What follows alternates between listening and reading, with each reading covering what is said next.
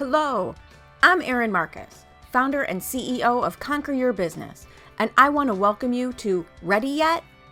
If all you needed was a step-by-step plan of what to do, you could buy a book on how to succeed and you would be all set. But here's the rub. You'll never do what it takes until you become the person it takes to do it. The Ready Yet podcast is dedicated to those who are ready to become the person who succeeds, ready to become the person who steps into more, and ready to become the best version of themselves. In the I'm Ready interview series, join me for inspiring conversations with people who figured out who they needed to be in order to achieve their dreams, and were brave enough to be that person. Hello, and welcome to this episode of the Ready Yet podcast, where I get to just talk to my friends, really. I mean, that is what this is becoming, but share their stories of how they got to where they are and who they learned they needed to be and become along the way in order to get there. And I'm really excited. We've been waiting for this one. I don't know how this isn't like in the first couple weeks, because seriously, right? I mean, what were we doing? So Melissa Blair is here today. I met you in a networking group like a while ago. Yeah. And I kind of made googly eyes at you across the crowded Zoom room, but then we weren't together. And then I saw you again. Yeah. And I went, I like that woman. I remember liking that woman before. And I reached out, you reached out, whatever that was. And the rest is kind of magic, because I love chatting with you. I love Facebook stalking you to see what you're up to with your company. I love your approach to sales, your approach to your business. I use your product. I'm loving, so that has been monumentally helpful. We've got stuff coming up that we're doing together. And I love your take on sales. And like you just said, selling like a woman, which is just so much more effective and so much more fun. And you don't have to be a woman to do it. So why don't you, before we just start down the rabbit hole, why don't you give everyone a more official introduction to who you are and what it is that you do? Melissa Blair, CEO. I'm used to that. I'm getting used to that term, CEO now. CEO of Cultivating Sales. And let's see, I owned a sales training company for 11 years back in the day, and the training was called Integrity Selling. That's when I knew that sales was something special. It's not to be ashamed of. And went to school for marketing. Marketing's always been my thing. And then I am a super nerd. So when you put together sales, marketing, and technology, that's my happy place. And marketing is like a bajillion different things. You've got video marketing, social marketing, there's marketing's everything. I'm a nerdy marketer. Love it. Take technology. And yet, often people think technology and automation is robotic and cold and complicated. Yes. And it really, it shouldn't be. We shouldn't be doing it that way. So we have a software program called Cultivating Sales Pro. I got really creative on that one. I had to come up with a name. I'm like, let's just add pro at the end. And what we're doing is, instead of the typical email, the typical marketing that everybody does is email. And guess what? Email open rates average 20%. Plummeted. And it's coming with Apple's new release, just is going to mess everything up again too, because basically they're saying we're going to show that everybody opened your email whether they did or not. So now all of a sudden your email open rates are going to go crazy, but they're not really opening it. Well, and I tell you, the numbers are wrong already because of the way I think I mess people's numbers up, because I functionally use my email in preview mode 99% of the time. I don't know why. I learned how to use email that way, and I'm old now, so we haven't changed it. I know, that's why. And I got a few years on you, honey. So that's how I learned. That's how I do it. Exactly. So I'm messing up all sorts of people's open rates. They're not getting credit for me, quote unquote. But we really focus more on click-through rates.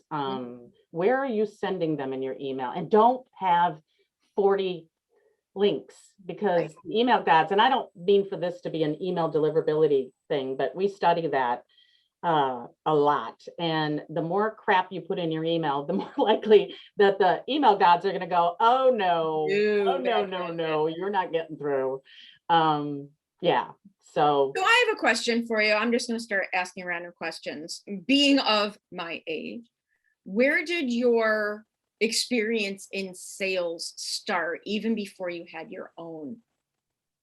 Because women, we weren't big salespeople, quote, back in the day. You know, I was, but we were, I mean, I started my experience in sales when women, you know, it was the 80s. It was the working girl movie. It was, how do you pretend you're a man? That's how you had to do it, right? Yeah. It was weird. So how did you come up through sales? Yeah. So I was in college and my mom had a VP of sales position or whatever. And she said, I have to go to Chicago for a 3-day sales training. Will you just go with me and I'll take you shopping and, you know, we'll go to lunch, we'll do all that. Well, that's when we went through the integrity selling program. And I went down just for the lunch and the shopping. You went down for the shopping. I'm in Wisconsin, so it's down to Illinois. That's where it was.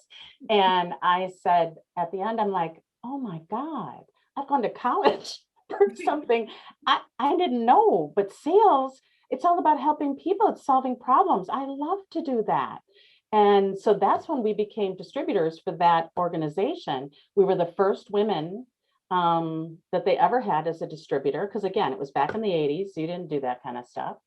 And so my mom was the front person. Nice. I've always been the back person. I love that. You are, I would never in a million years. Who did I have to turn into, Erin? Who did I have to become? You turned into your mother, didn't you? I'm totally my mother.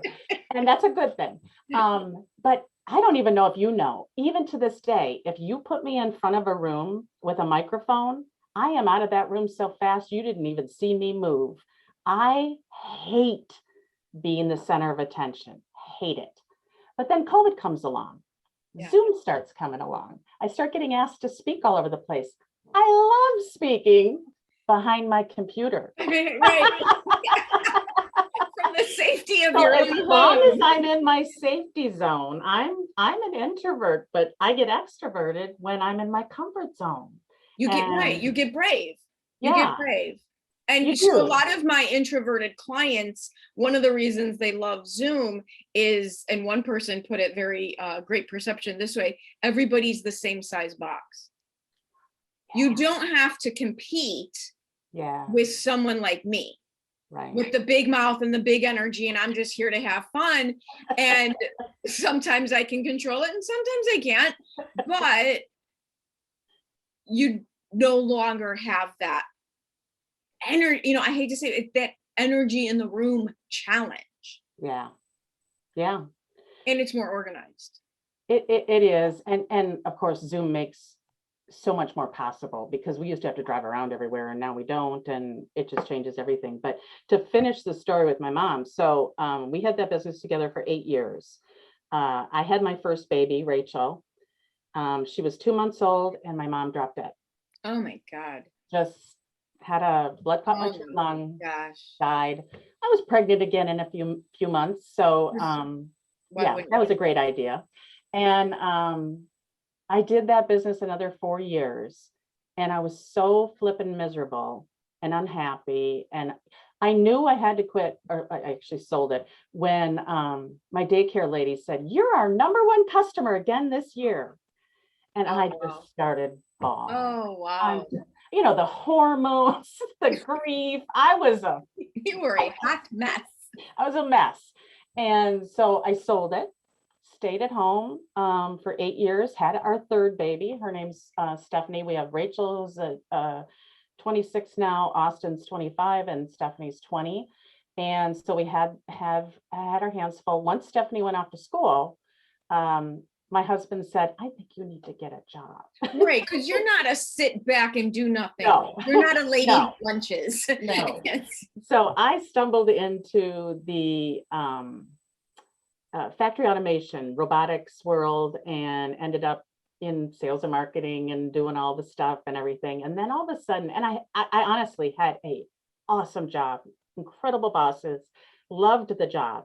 But when I turned 55, I said, okay, so I'm building this guy's equity. I'm working just as hard for him as I would ever work for myself, because it's their nature, that's just right? who I am. Right. And I went and I said, you know what? I've got to leave. And he's like, well, what are you going to do? And I said, I'm going to solve this problem that I've been working on forever.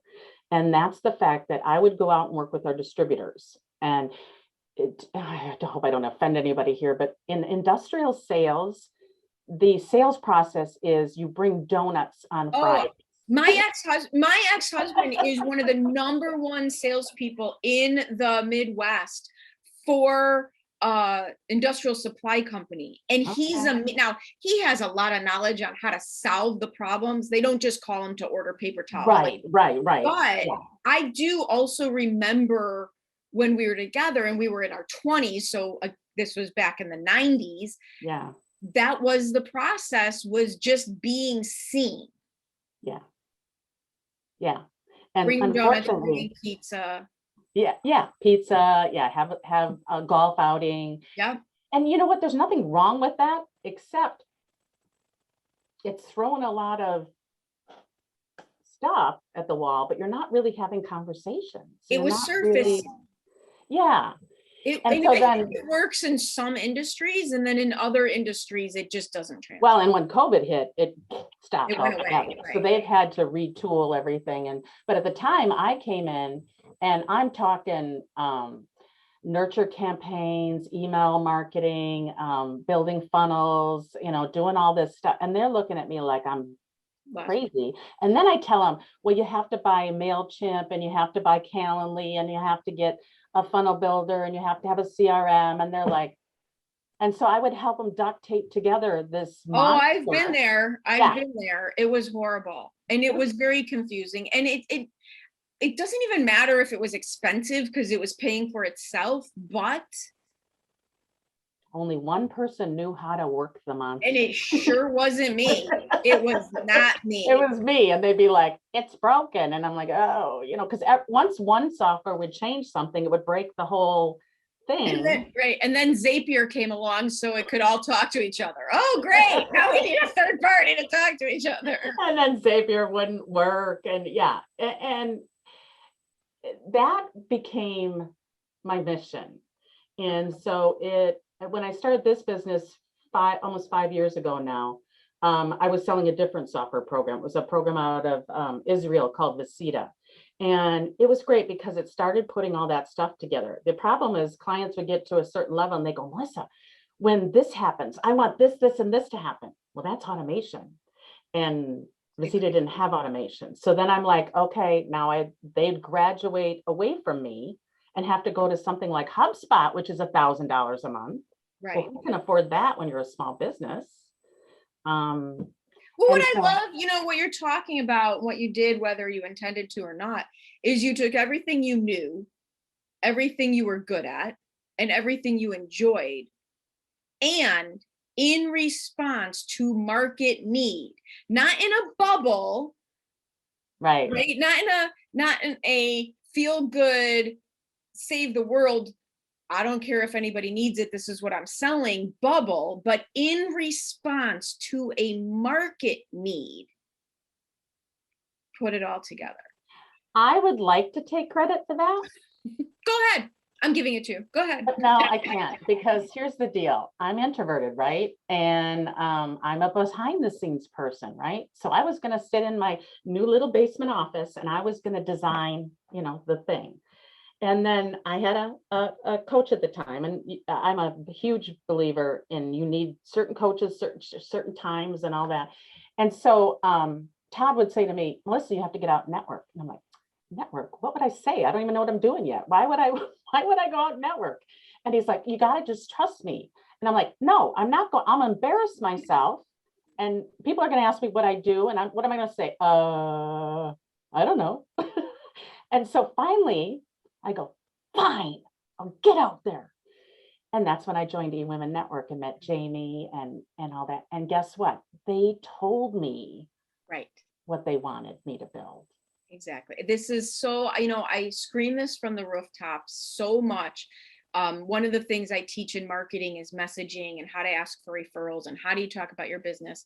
And one of the things I'll tell people is when your best buddy starts talking about building a $97 online course and their business hasn't reached 6 figures yet, that's who, stop them. That's who I want to talk to. Those are my people.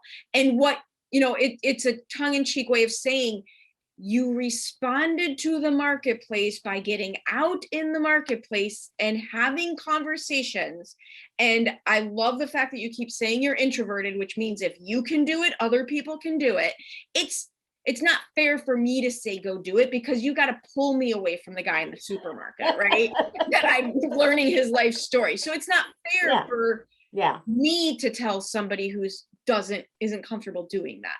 Yeah. But here you are telling people, get out and talk to people. You got over your moment of fear. And did that not, you mentioned Jamie by name. She's done an episode of the podcast here. Go listen to Jamie Shibley. Matt Miller, who I know you're close with. He's done an episode, we were chatting before we got on about this amazing group of people we're all surrounded by.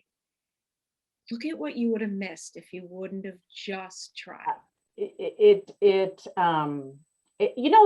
think there's some movie or whatever where it shows where you went one way with one decision and another, your life went this way. Like the butterfly effect. Yeah, I would have a job somewhere if I hadn't taken Todd's suggestion. It doesn't sound like it was a suggestion. There's more to it. It was a demand, and ran with it. And then of course because everything kind of falls into place once you take action, right? And I met Jamie and I met all these amazing people that made it safe for me and helped me and encouraged me. And now, like I said, almost 5 years later, we're all this group that went together. We're all up here now. What is it when the tide goes up, all boats rise? I mean, we just all look around and go, can you believe what we're all doing? And you have to have, for me, I have to have those people where I can call and say, God, I had an awful week. And they go, oh, tell me about it. And I'll tell them and they go, okay, now what are you going to do about it? Great. That's over. Yeah. You did it. You got it out. Good. I get it. Enough of that. Quit whining. What are you going to do? Next? Yeah. Right. And those are the people that mean the world to me because they're not afraid to call me on my crap. They're not afraid to tell me I need to get over myself. But the intention is always clean. Love. And here's a difference because you were in sales in a traditional field. I think those of us who come out of corporate, and I had a fantastic last corporate experience, much like you. I worked with great people. I loved much of what I was doing. I actually just got my son a job at my favorite boss. I was not one of those people who ran screaming because it was horrible. It wasn't like that. But that one was a little more collaborative, but my commercial real estate background. Those of us who have been in corporate don't understand the amazing beauty that is the collaborative nature of entrepreneurship. You don't see it in corporate. You don't see it. Unless you find some really cool people, which I think you did and I did. Yeah. But you'll have a few. A few. Yeah. You'll have a few. It is not the norm. And for me, leaving corporate, one of my big fears was, how am I going to do this alone? Because I know I need other people to bounce ideas off. The cat's brilliant, but she's really not going to come up with the next marketing idea. And I was worried about being in my office by myself. How was I going to think of anything? And networking for me, when someone asks, what was the best thing? It's not just only being in charge of my income, being in charge of my future, being in charge of my schedule, all those things that I can now decide for myself, but who I have met and the relationships I've made networking was just like, icing on the cake, never saw it coming, huge bonus, value add. It was everything that I wanted in corporate, but wasn't there. Mm-hmm. And well, corporate's so competitive. Yeah. Yeah, it's exact opposite. You know, men don't want women to succeed. Other women don't want you to succeed. It's like, it's Right. all very, I always tell people, this is so healthy. Like, you know, the people we hang out with and It's the things that almost sick how healthy we all have become, right? yeah, mentally very healthy. And I told you before this started, I fired 2 clients for the first time in my life this week. And the reason being is I get to choose who I want to work with. And when somebody is pulling me down mentally over and over and over again, I'm like, I don't want this. I don't need to do I this. get to choose. I get to choose. It's like the most, I talk about personal responsibility, and a lot of times people originally, when I start on my soapbox about it, they retreat, they clench, they think that I mean it's all your fault. Mm. And yeah, it is all our fault. But the beautiful flip side is it means I can do whatever, I can create whatever, I can make whatever, I'm in charge. It's not my fault, it's my opportunity. Yeah. Yeah. And that's when that shift happens. Personal accountability is a funny thing. And until you really, really get it, you don't realize how freeing it is. Yes. It's so freeing to say, yeah, I screwed up. Now I'm going to fix that. Not doing that again. Yeah, well, that first. What's that line? Experience is what I get when I didn't get what I wanted. I'm very experienced. I've got a lot of stuff I didn't want. I hope you're enjoying this episode of the Ready Yet podcast. I know I really enjoy having conversations about who you need to be in order to reach new heights. As founder and CEO of Conquer Your Business, I work with my clients at the intersection where what they need to do to succeed meets who they need to be to do it. If you would like to have a conversation about your business, please reach out to me at erin@conqueryourbusiness.com. Right. So let's go there for a second, because one of the things that I'm a big proponent of is, and Pat Miller and I, who I know you know him, we had this, I was just on his show talking about authenticity and success. Which I missed. I was so mad. Which you missed because you don't love us anymore. I get it. But there is this fine line between oversharing and wallowing and lying. Because I understand, you and I come from marketing. If you put yourself out there like a hot mess, not going to get some clients. I tease my financial planner clients. If you're going to go out there and tell people you know how to help them make money, you have to look like you have a little of it. Yeah. You don't have to be buttoned up three-piece suit, but you have to at least, you can't be schlub who doesn't have any money. But the influencer concept of lying about your life in order to make yourself look better is not helpful. And I think one of the little dirty underbelly sides of this is how hard it can be.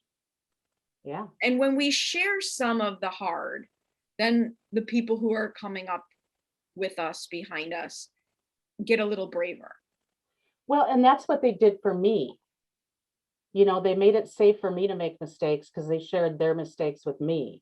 So now if I'm in any kind of position to be able to share with others, I want to admit. So would you screw up? What's like, I am now finally emotionally past it enough where I can fondly look back on 2018 and call it Erin's year of failure.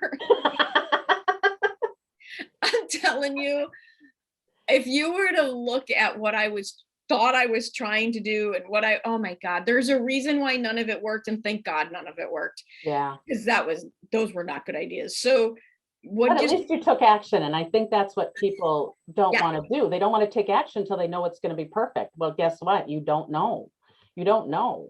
And that whole bubble that you talked about earlier, it's dangerous. And so it's better. We're so open. Like when we try anything new, which we're going to be doing in a little bit, we say, hey, this is a beta. You're going to get an awesome price because we're all going to learn together how this is going to work. We're all in this together. Because yes, there are people like myself and probably like you. We're early adopters. So I'm like, yeah, count me in. I love being part of something new that's building. And, it doesn't have to be perfect for me. I will still get what I need to get out of it. And you're just looking for those people to go, yeah, sure, I'll chime in. And then the big thing is they have to provide feedback. They have to provide honest feedback, because that's what we're looking for. We want to say, what started my business. That's how I started my business. Yeah. I literally offered 5 people free coaching for market research, and if appropriate, a testimonial. And 3 of the 5 stayed on and as paid clients. It's literally how I started my business. Yeah. You just take action. You get it going.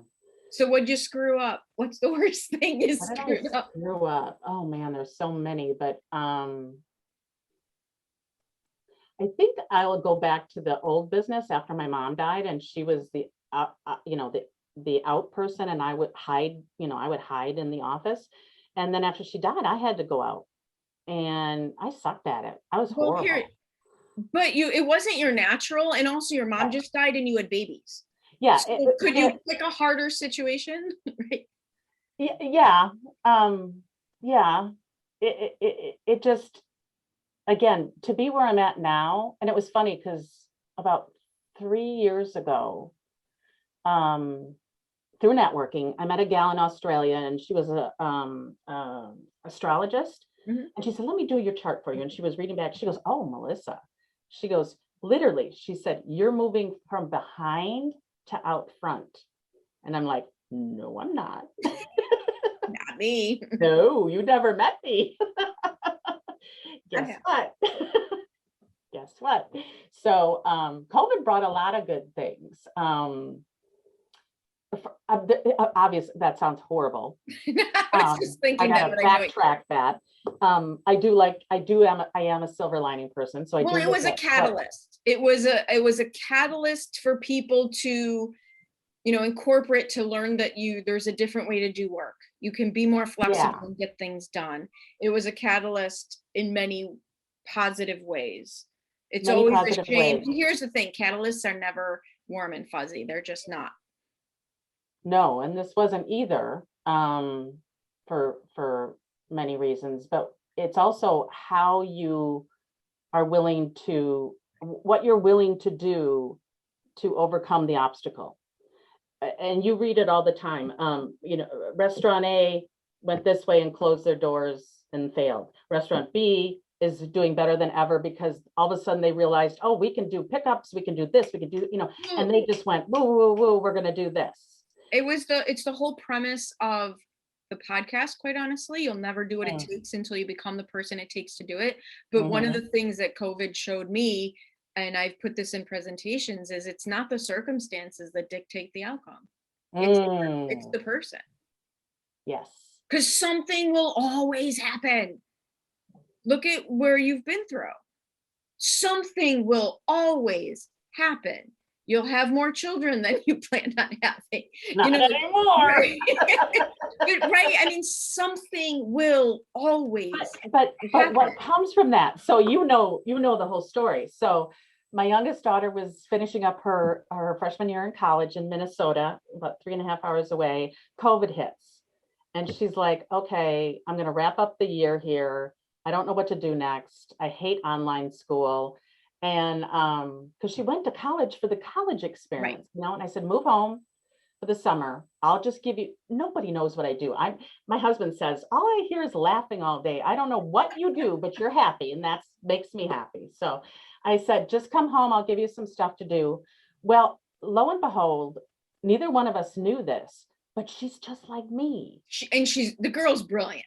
The girl's just brilliant. Let's just put it out. I listened to her and I'm like, where'd you learn that? She lived it. She grew up listening to it. Well, and the fact that she learned our software like that, I mean, customers were mad because they're like, wait a minute, you've been here 2 weeks and you're already teaching me how to do it. She had her own Zoom account after week 3. She's now building a certification program for VAs a lot of our clients bring VAs in and all that. And we're like, yeah, you guys got to learn the software and let us help you. We don't even charge for that piece of it. And she's just like killing it. So the fact that I went from working with my mother, I know, right? to now this baby that was born. And you're on the outside and I'm on the outside, she's on the inside. It is, I mean, I get goosebumps when I think about it all, and we get along so great. And I've been in family business before. It's not always pretty. But she's one of those kids that doesn't have to be babysat. I never had. She's very she grabbed it, never an issue. She grabbed it and ran with it. Yeah. And so I don't know what she does every day. I just know that we get a lot done and she's doing it all. So, and she runs our open office hours. She does all of our courses. And she's like, still what? Is she even 22 yet? She's 20. She's 20 years old. What were you doing when I was 20? Oh my God. I was like, and now she's networking and she's in eWomen Network and they all love her. She refers to Jamie as Aunt Jamie. I mean, these women, because we have a lot of women as clients, and they're all like, they're just loving up on her because they're like, they've seen her grow. Because at first she's like, I'm 19 years old. Can you trust me? And I'm like, don't worry. She proved herself in an hour. Yeah. She proved herself now. And so here's the thing, going back more to what you and I came up through. Can you imagine what's possible when you have that kind of support instead of the competition, the politics of the office, the weird relationship side of things, and instead have this? My husband's he has not come to grips with this yet, but after when fall came around again, she said, I'm going to take a gap semester because it makes 6 figures. Yeah. And and then after that, she goes, I'm not going back. And I tried to keep my mouth shut, right? Because I knew what was happening. And she said, at one point, she goes, Mom, I look forward to getting up every day. I love this. I love our clients. I love this. I'm growing. I'm making decisions. And she had always thought she would be, and we all did it. Maybe not all of it, but she thought she'd be working for GE or 3M or something like that. And at one point she looked at me, she goes, I would have hated that, wouldn't I? And I'm like, yep, you're an entrepreneur. She can go and get a degree slowly along the way. Absolutely. Not only that, if she hated me at some point, wanted to quit, there are how many clients? We'll all hire her. Right? That's not hard. I've had people say, so any chance she'd be willing to? And I'm like, no, you are not taking her from me. So for me, it's this beautiful story of how, you go through life and all these weird things, and you can look back now and go, wow, that was cool. Right? You just keep taking action. You just keep learning. You keep trusting. You keep trying. You have the positive outlook, thinking that the world is working for you, even when it doesn't feel like it. I mean, you're walking the talk, and what you have is proof positive. Yeah, and it's because of the people I choose to hang out with. Well, I don't know where it came from, but you are the subtotal of the 5 people you hang out with or something like that. And the nice thing is I didn't learn that young. I was a hooligan. I was going to say I was juvenile delinquent. I said I was a professional juvenile delinquent. Yes. I made money at it. Right?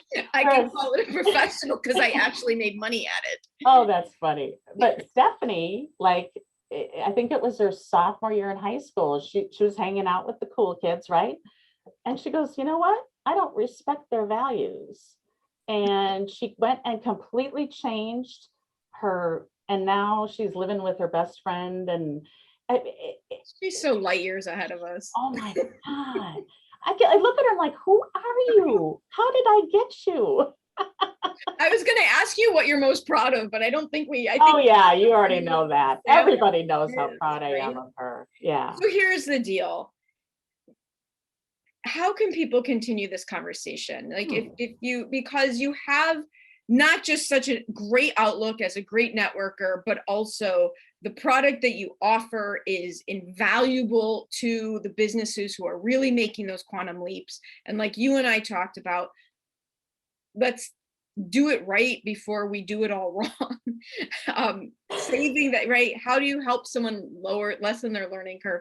What is the best way for someone to reach out? I know you're not hiding, but what's the best way for someone? Oh yeah, definitely not hiding. And I should have had some big lead magnet, set up or whatever. But the truth is, go to cultivatingsales.com, cultivatingsales.com. You'll see kind of what we have. And there's a big button all over the place, big red button that says book a demo with Melissa. Just book a meeting with me. Yeah. As you know now, I absolutely love. You love talking. I just go from meeting to meeting to meeting, laughing all day.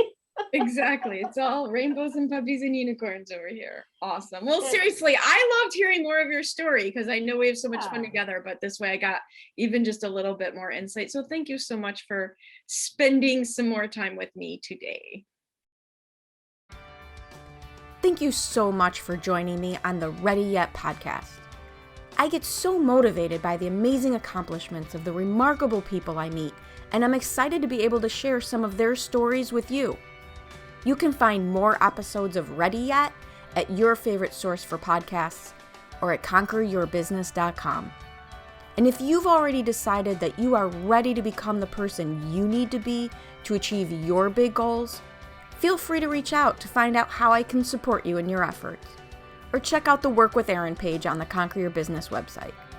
I also invite you to share this podcast with anyone you know who loves to learn and be inspired. And if you're so inclined, I'd be absolutely grateful for any reviews you'd like to share as well. Thanks again for joining me. This has been Erin Marcus, hopefully inspiring and helping you to go conquer your big dreams.